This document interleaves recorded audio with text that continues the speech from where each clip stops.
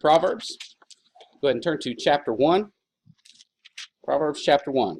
We started this morning and we were talking about in the lesson this morning about fathers, the role of father, or men really, father, husband, in the home, in the workplace, in the world in general, and the things that are expected of us from God because we are Christ's and we belong to Him. We should be different and we should pursue being different. Tonight I want to in particular tackle the idea of being a father and some of the lessons that are important. Now, I do want to start out and say that just because you teach these lessons to your children, it doesn't mean that they're never going to falter in any of these areas. And in fact, it means they probably will. They're going to do things that you don't expect, that you don't want them to do. But it is tantamount, is paramount that you do these things, that we teach our children certain lessons in life. And that expectation does fall on the fathers. In Proverbs chapter 1 and verse 8, we see the instruction here from the proverb writer Solomon, "My son, hear the instruction of your father, and do not forsake the law of your mother." So think about some of the things that we're going to say today. The instructions of a father are very important. And the first 10 chapters of the book of Proverbs spell that out for us so profoundly. Ephesians chapter 6 and verse 4, we read this morning, so I'm going to go ahead and read it. "And you fathers, do not provoke your children to wrath, but bring them up in the training and admonition of the Lord." That's just pointing out that the New Testament has the same expectations of fathers as the Old Testament does. And we need to be ones who are the spiritual head of our family, leading them in the right direction. Not just in any direction, but the right direction. We must stand up, be men that stand up and, of course, do the will of God. A few more verses from the Old Testament. Exodus, the book of Exodus, chapter 20 and verse 5. Some of these I'm going to go through relatively quickly. But there in Exodus 20 and verse 5, as God is speaking the 10 Commandments to the children of Israel on Sinai, He says, "For I, the Lord your God, am a jealous God, visiting the iniquity of the fathers on the children to the third and fourth generation of those who hate me." Fathers, if fathers behave in a way that would be counted as iniquity, worthless behavior, those types of things, He visits that on the children. We have a lot of responsibility in that area. Over in the book of Numbers, chapter 34 as well, Numbers 34 and verse 7, the Lord God, merciful and gracious, long-suffering and abounding in goodness and truth, keeping mercy for thousands, forgiving iniquity and transgression and sin, by no means clearing the guilty, visiting the iniquity of the fathers upon the children and the children's children to the third and fourth generation. Now, I've said it before, and it bears spelling out again the idea of the difference between visiting iniquity on someone and then that person paying for the sins of someone else. In a sense, there's a paying for sin, but only in a relative sense. There's no punishment for the sin of the father that the children have to pay back to God. They don't owe anything. They're not going to pay a penalty for their father's wickedness. Ezekiel 18 and verse 20 says, "The soul whose sins shall die, the son shall not bear the guilt of the father, nor the father bear the guilt of the son. The righteousness of the righteous shall be upon himself, and the wickedness of the wicked shall be upon himself." But when there's this wicked generation of a father that falls upon their children, they live out that wickedness. They have to deal with the repercussions of wickedness in the father, whether that be simply not teaching them and maybe them having to find their own way and not doing a very good job of it. Maybe it's a father who is absent because he split from the mom and left her with the children, or whatever it may be. The children have to kind of deal with the ramifications of a father who is living in iniquity. Generally, if there's a wicked generation of fathers, it's going to take a long time for that the family, so to speak, to come back around, maybe even 3 to 4 generations to overcome or to root out that evil effect that father has brought. So, moving on into the lesson, we went over a lot of the things that I was originally intending to go over this morning. But fathers, we've got to take a stand in this world if we're going to produce children up to adulthood that we want to stand for something. We've got to make it a priority in our life and not rest on our laurels or anything like that. But if we allow worldly desires, if we allow self-service to take over our lives, we're going to regret it. And we're going to regret it very quickly because time goes by pretty fast. I was looking at a picture just the other day. I love how memories come across Facebook. You ever notice that? And it was a picture of Nathan and Chad. Nathan with his arm around Chad. Chad like 2 feet taller than him, but hanging on to him. And we'd just moved here. I mean, Nathan was like 5 or 6 years old. Cutest thing you ever see. But look at him now. You know, he's eye level with me. Chad, I have to look up to. I'm 2 foot up to put my arm around Chad if I wanted to do that. So they grow up, and the time gets away from you. You better do it when they're young and keep training them. It's a very difficult thing to do, though. But we can see this idea of men falling by the wayside, not doing what they're supposed to do. We can see it happening all around us, and all you really have to do is open your eyes. What I want to do this morning is put forth 10 lessons that a wise father is going to teach his sons. And as I've said, Proverbs are very important here. Just to go through a few of the Proverbs 1:8, we've already read that here. My son, hear the instruction of your father and do not forsake the law of your mother. We can go forth now to chapter 2 of Proverbs. My son, if you receive my words and treasure my commands within you, so that you incline your ear to wisdom and apply your heart to understanding. Yes, if you cry out for a discernment and lift up your voice for understanding, if you seek her as silver and search for her as for hidden treasures, then you will understand the fear of the Lord and find the knowledge of God. Notice my son, and he's pointing him to the scriptures. That's something we've got to do. And typically when you see that happening in the home, it's not the father doing it, it's the mother doing it. And we've got to do a better job of pointing out just those things. Forward into chapter 3 of Proverbs, verse 1 and 2. My son, do not forget my law, but let your heart keep my commands. For length of days and long life and peace they will add to you. It's just going to be good for you while you're here on earth too, if you do these things. Chapter 4, first couple of verses there. Hear, my children, the instruction of a father, and give attention to know understanding, for I give you good doctrine. Do not forsake my law. Verse 10, same chapter. Hear, my son, and receive my sayings, and the years of your life will be many. We go on to chapter 5, verse 1 and 2. My son, pay attention to my wisdom. Lend your ear to my understanding, that you may preserve discretion, and your lips may keep knowledge. Chapter 6, skip down to verse 20, and chapter 6. My son, keep your father's command, and do not forsake the law of your mother. He goes on into chapter 7, which has very interesting scenarios there. But my son, keep my words and treasure my commands within you. The father's supposed to give forth good things to their children, things that they can lay hold on and guide them through life. Give that to them. These things are crucial for fathers to teach their children, especially their sons. And I just say that because I have sons, maybe. But daughters have the same lessons to learn. Some of these things maybe will affect one gender of child more than the other. But nevertheless, they're important for everybody to understand. 10 lessons that must be taught. The first lesson that must be taught is to fear God. Fear God. Sounds like a great place to start. It's the most important thing. Back over in the first chapter of Proverbs chapter 1. Go ahead and turn there with me.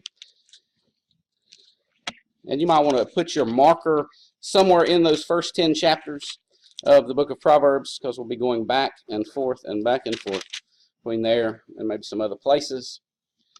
Verse 7, Proverbs 1 and verse 7, it says, the fear of the Lord is the beginning of knowledge, but fools despise wisdom and instruction. You need to teach them that. If you don't listen to what I say, it makes you a fool. And so many times we're unwilling to say that, but we don't need to be. After all, you young folks, your fathers have lived through life. He knows infinitely more than you at this point. You need to listen to him. Just because he can't take out your cell phone and do as much with it as you can, or a computer and do as much with it as you can, that doesn't mean anything. That's not wisdom. That's just knowing how to work a machine. And that is really unimportant in the grand scheme of things. Proverbs chapter 9 and verse 10 says, "The fear of the Lord is the beginning of wisdom, and the knowledge of the Holy One is understanding." So everything that you can teach your children about God starts with fearing God. And what is fear? What does that mean? See, we're in a society where that's not really talked about, is it? If you have someone in the, I'll call it the Christian secular world, not true Christians, they don't like talking about the fear of God. God is not someone to be feared. He's my buddy. He's my friend. The Jesus is my boyfriend songs, I hate listening to those things or hearing them. I don't like anything to do with that. That's not who he is. We're to fear God. And there's maybe two sides to this idea of fear. This idea of reverence and respect, being in awe of somebody, and that idea awesome. We use that word way too much probably for it to maintain real meaning. When you sit before something and your mouth is just agape and you cannot believe what you have seen, you may be in awe of something. We need to be in awe of God. I've got to teach my children about God and about his attributes because they are awesome when you think about it. We're creatures that are limited by time and space, and all of these things matter. I can be at one place at one time, and I can really only do one thing at one time, because I'm a guy. Women can multitask. I can't do that. I'll mess everything up. I get it all mixed up. But nevertheless, I can't be in two places at one time. But God is everywhere. You think about a personality that's what's called omnipresent, present everywhere. In your inner room, wherever you may be, he's there in your mind. Omniscient. He knows everything. And not only is he all those things, even though he has no material, except when Jesus walked the earth, he's omnipowerful, meaning he's all-powerful. There's nothing more powerful than God in what we call existence and what God would call existence as well. There's just nothing else there. So I've got to teach them. They got to hear from me about those attributes of God. I've got to teach them that his teachings are immutable. That means his teachings, I may ignore them, but I will never silence them. Because yes, I can take the scriptures and I can push them away and I can walk away, but every knee will bow at some point. At the last trumpet, the trumpet will sound, Christ will descend, every knee will bow.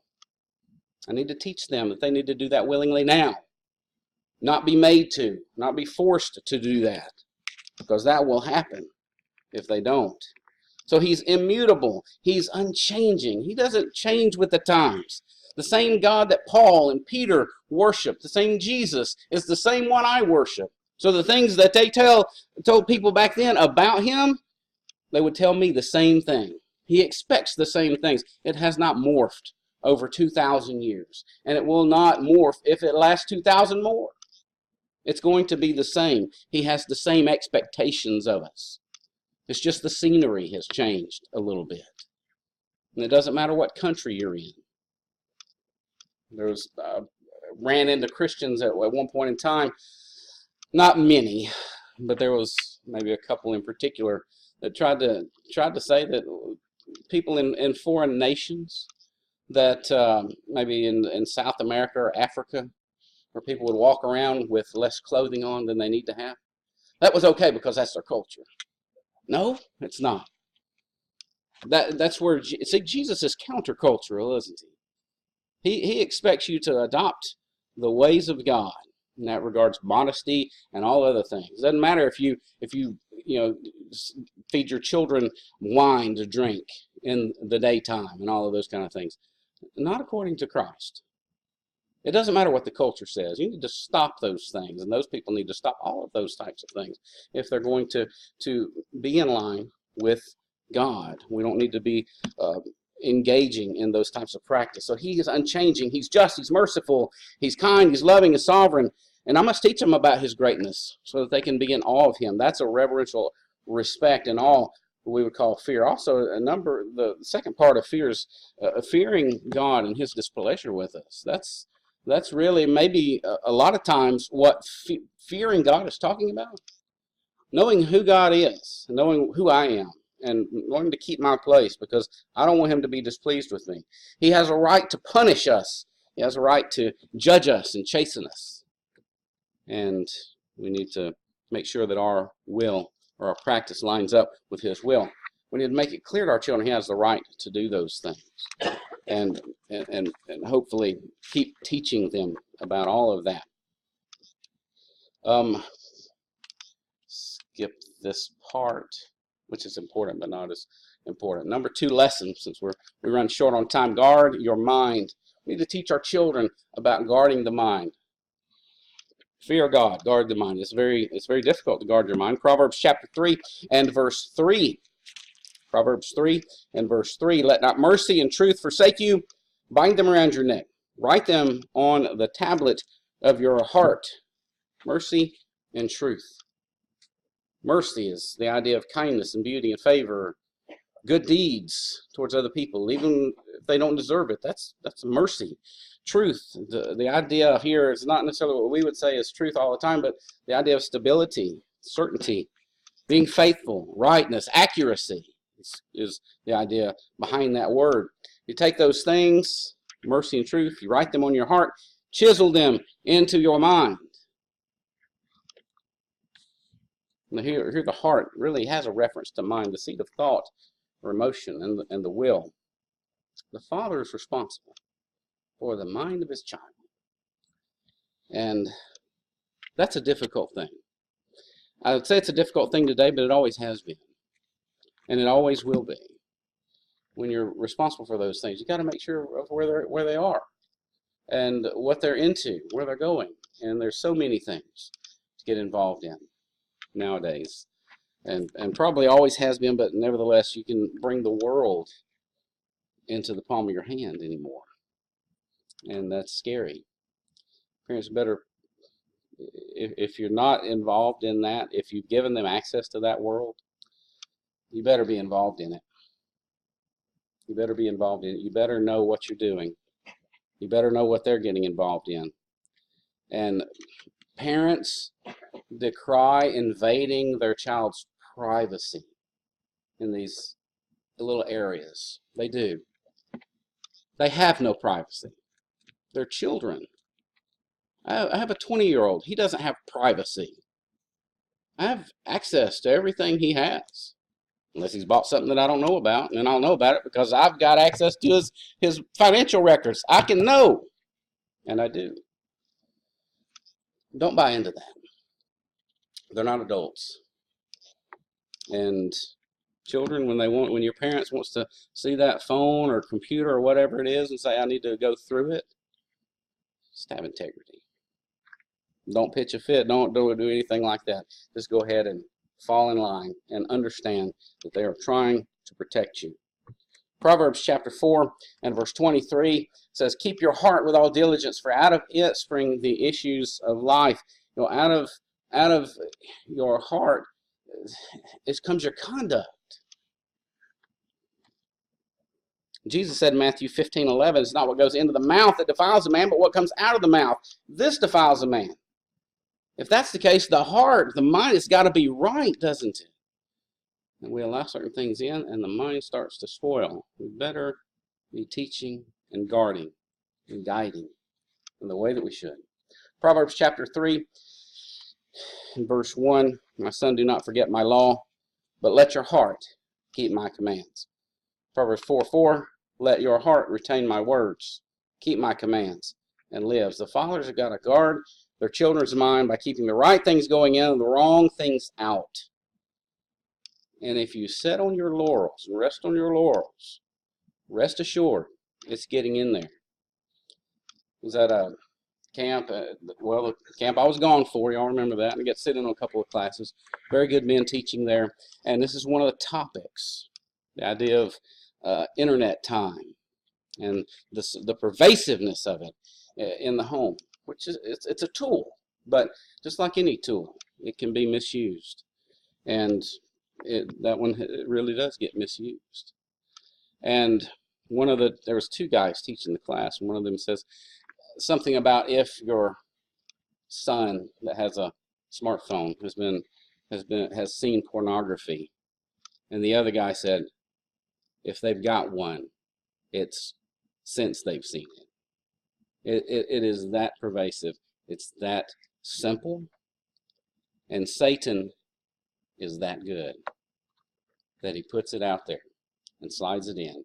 And it doesn't take very long to get addicted to that kind of thing. So, as I said, be very involved. Lesson 3, after guard your minds, is obey your parents. I'm not going to spend a lot of time on this because you know how we all feel about that. We want children to obey us, and of course, if this speaking to fathers, it's a constant theme of the whole section of Proverbs. We've got to reinforce that. Ephesians chapter 6 and verse 2 and 3, to the children it says, honor your father and mother, which is the first commandment with promise, that it may be well with you and you may live long on the earth. One of the reasons is they've got to learn to obey their parents if they're ever going to obey God. That's going to be incredibly important. Proverbs chapter 3 and verse 11 says, my son, do not despise the chastening of the Lord, nor detest his correction. For whom the Lord loves, he corrects, just as a father the son in whom he delights. So if he learns to obey his parents, to obey his parents who are advocating the law of God, he's going to learn to obey the law of God at some point in the future. That's the plan. That's, I think, how God designs things for us. So we need to expect that obedience. Don't take back talking from your children. Don't allow them to make all the decisions or any of those things.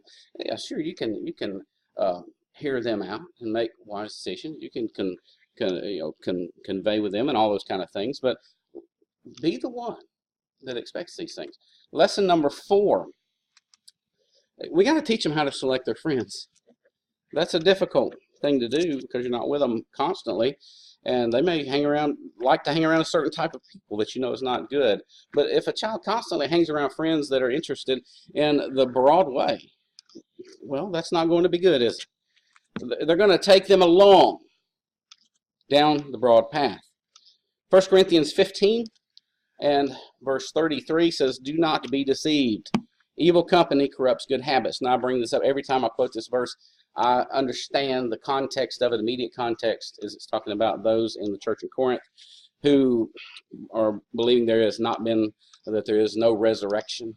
But Paul is correcting that and saying, if you evil company, this evil teaching is going to corrupt you. You need to get it out from among you, that type of thing. But it's true outside of the context. Evil companions will corrupt. And we need to teach them that. We need to expect certain things from them. Even coming out of a household, when I was a young man that was not Christian, there were some people that I would bring home as friends and whatever, or maybe a girl that I may be interested in, and my mom would be like, no, do not bring them in the house again. And say the same thing about girlfriends sometimes. She loves my wife, but she's a rare find. So, but there was sometimes I didn't understand at the time, but they were trying to protect me. Proverbs chapter 1, verse 10 through 14 reads this way: my son, if sinners entice you, do not consent. If they say, come with us, let us lie in wait to shed blood, let us lurk secretly for the innocent without cause, let us swallow them alive like Sheol, and whole like those who go down to the pit. We shall find all kinds of precious possessions. We shall fill our houses with spoil. Cast in your lot among us. Let us all have one purse. That's not a good sounding thing, does it? Peer pressure is real. If you allow your children to be around people that are interested in dragging them down, that's not going to be good for them. They're going to drag them down. They're not going to be able to pull all these people up out of the mess into the thing. One-on-one maybe, but when you get one good and 2, 3, 4, 5 people that are interested in something that is wicked, that is not a good situation. And you need to step in and say, no, you're not going down that path. Teach them to choose companions who can lift them up. Number 5, control yourself. You need to teach them to control themselves. Every father, it's rare that you get to be a man. I'm 45 now, and it's rare that you get through those young years, teenage years, between the time you're 13 and 20, and you haven't gotten a little wild. Some of us do, maybe back talking, whatever it may be. I realize that some never experience that kind of thing, but certainly we've had friends that go through it. Even if you're raised in a Christian house, you can see those types of things. But every father should be able to see the danger that a young man is going to develop passions that can lead them into multiplied tragedies in their life, difficult times. And we need to learn to teach them to learn to control themselves. Proverbs 2 and verse 10 and 11, when wisdom enters your heart and knowledge is pleasant to your soul, discretion will preserve you, understanding will keep you. Skip down to verse 16 now.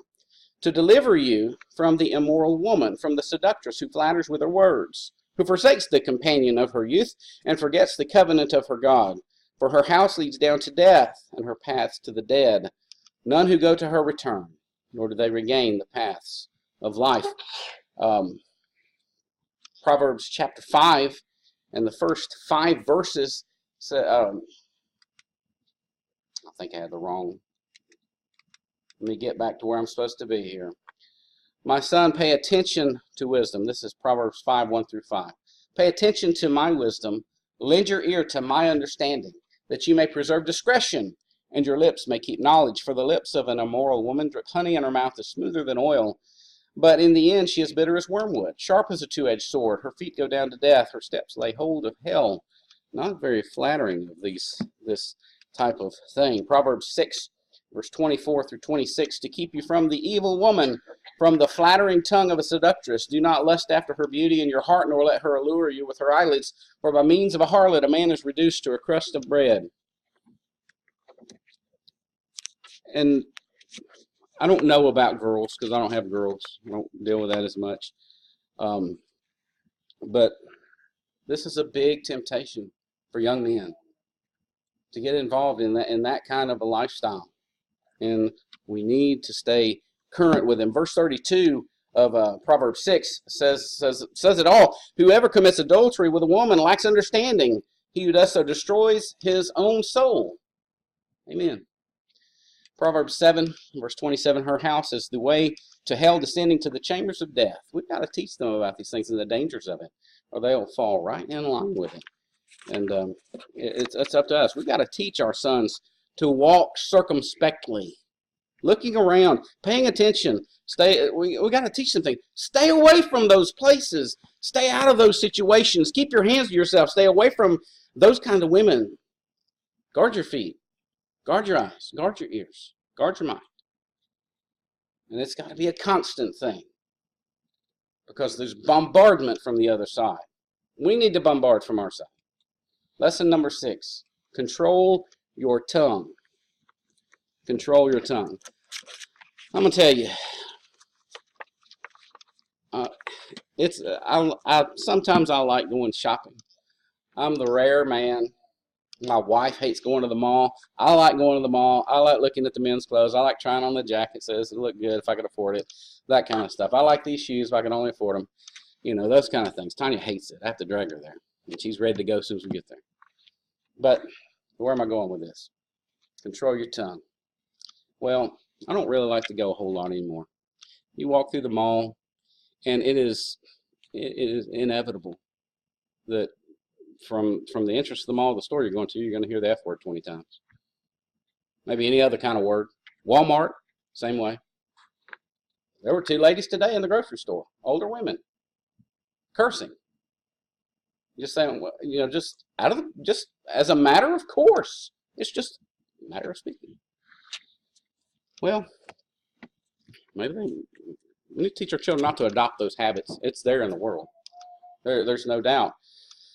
But But there's other things as far as the tongue goes. Cursing is one thing, but that's not the only sin of the tongue there is.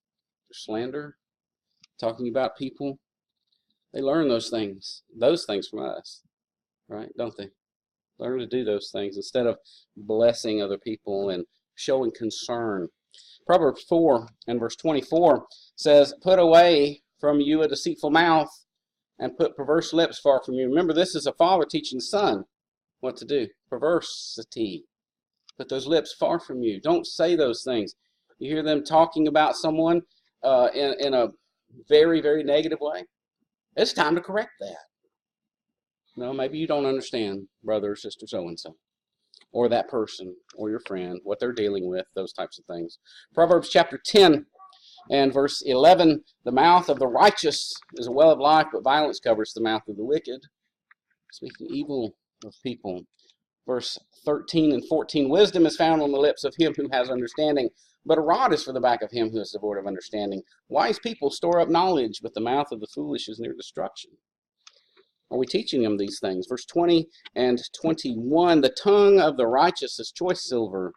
The heart of the wicked is worth little. The lips of the righteous feed many, but fools die for lack of wisdom." Are we teaching them that words have power? They have power to bless, power to hurt. And also that out of the same mouth can't spring forth good things and wicked things. We need to be teaching them that, because they're not going to get that from the world. Verse 32 in chapter 10, "The lips of the righteous know what is acceptable, but the mouth of the wicked, what is perverse?" Proverbs 16 now, and verse 13, "The righteous lips are the delight of kings. They love him who speaks what is right." Back to chapter 10, I don't know why I skipped that. Verse 18, "It contrasts good words with bad. Whoever hides hatred has lying lips, and whoever spreads slander is a fool." We need to teach them not to lie, not to slander. Teach them to watch what they say and how they use their words. Number 7 lesson, be a hard worker. Teach them to work hard. Go to the ant, right? Chapter 6 of the book of Proverbs, verse 6 through 11. Solomon says, "Go to the ant, you sluggard. Consider her ways and be wise, which, having no captain, overseer, or ruler, provides her supplies in the summer and gathers her food in the harvest. How long will you slumber, O sluggard? When will you rise from your sleep? A little slumber, a little folding of the hands to rest or to sleep. So shall your poverty come on you like a prowler, and your need like an armed man." We teach them how to work. And that's something they don't get a lot of anymore. Certainly what you witness in the workplace nowadays, you don't see a whole lot of people that know how to work. But a lazy son, wow, or daughter, they're going to become a lazy man or a lazy woman. That lazy person, they're going to be a drain on you. They're going to be a drain on your emotions. Teach them from early on to work hard, to work on their own. Have some expectations. Proverbs 22 and verse 29 says, "Do you see a man who excels in his work?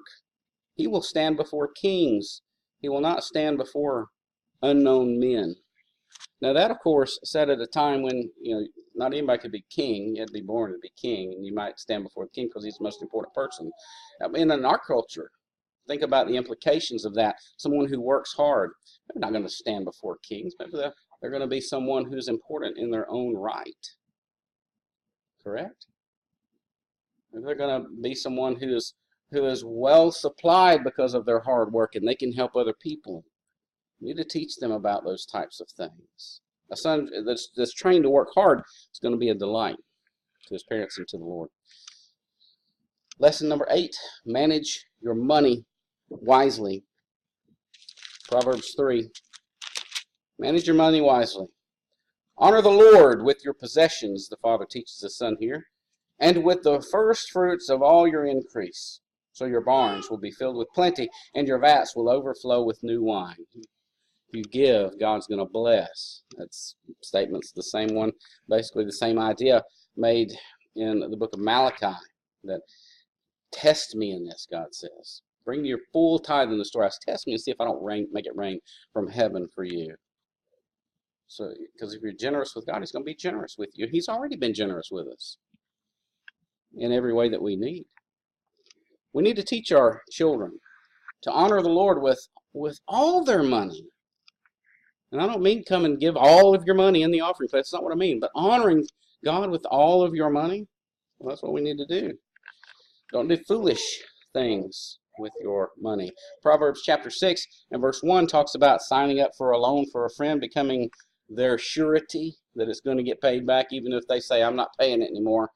Well, then, if I've signed for them, it's going to fall back to David, and David's going to have to pay, or else my credit may take a hit. My son, if you become surety for a friend, if you have taken hands and pledge for a stranger, don't go there. I'll just tell you that right now. To the best of your ability, stay out of debt. Stay out of debt. And certainly, don't go into debt for somebody else. Don't sign for other people. That's not a good way to live. If you co-sign for someone, you've turned over the stewardship of your money to a person that you cannot be accountable to. You teach them not to do that. Too many people do.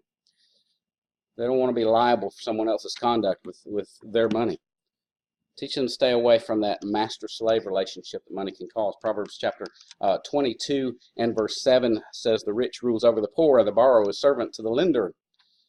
And the reasons, of course, for many divorces is because of money problems. Right off the bat. Lesson number 9. Love your wife. It's a complete lack of that going on in today's world. The divorce rate is sky high. And believe it or not, it's come down, but only because people just live together instead of getting married. And that leaves their options open. God doesn't see it that way. And we need to teach them better than to do something like that. Of course, we need to teach them to love their wife. Genesis chapter 2 and verse 24 says, therefore a man shall leave his father and mother and be joined to his wife, and they shall become one flesh. He's got to learn this because she's going to be his partner in all of life. After he says, I do. He makes that vow. And he's got to be there. Proverbs 5, verse 15 through 19. Drink water from your own cistern. And Solomon here, adults know this, is being metaphorical. He's talking about a sexual relationship between a man and a wife. Drink water from your own cistern. Running water from your own well. Should your fountains be dispersed abroad, streams of water in the streets, let them be only your own, and not for strangers with you. Let your fountain be blessed, and rejoice with the wife of your youth. As a loving deer and a graceful doe, let her breast satisfy you at all times, and always be enraptured with her love. You know, to be the New Testament talks about the idea of an elder, supposed to be what the Greek there says, a one-woman man. He's supposed to be faithful to his wife. And that's what we need to teach. Father's got to teach his son or daughter that the marriage relationship is something to be cherished, something to be cared for, and to take care of. Proverbs 8 and 18 and verse 22, he who finds a wife finds a good thing and obtains favor from the Lord. 19 and verse 14, houses and riches are an inheritance from fathers, but a prudent wife is from the Lord. God gives that gift. We've got to teach them to see it that way. Proverbs 12 and verse 4, an excellent wife is the crown of her husband, but she who causes shame is like rottenness in his bones. Proverbs 31, verse 10 and 12, can you find a virtuous wife, or who can find a virtuous wife? For her worth is far above rubies. The heart of her husband safely trusts her, so he will have no lack of gain. She does him good and not evil all the days of her life. Our sons have to be taught that his wife was given to him to help him. He must be taught how to treat her as the weaker vessel. If he loves her as his own body, then he's not going to shouldn't have any distrust of her. Ephesians 5, verse 28 and 29, which we read this morning, so husbands ought to love their own wives as their own bodies. He who loves his wife loves himself, for no one ever hated his own flesh, but nourishes and cherishes it just as the Lord does the church. Very important that we do this. Proverbs chapter 31, verse 28 and 29. Her children rise up and call her blessed, her husband also, and he praises her. Many daughters have done well, but you excel them all.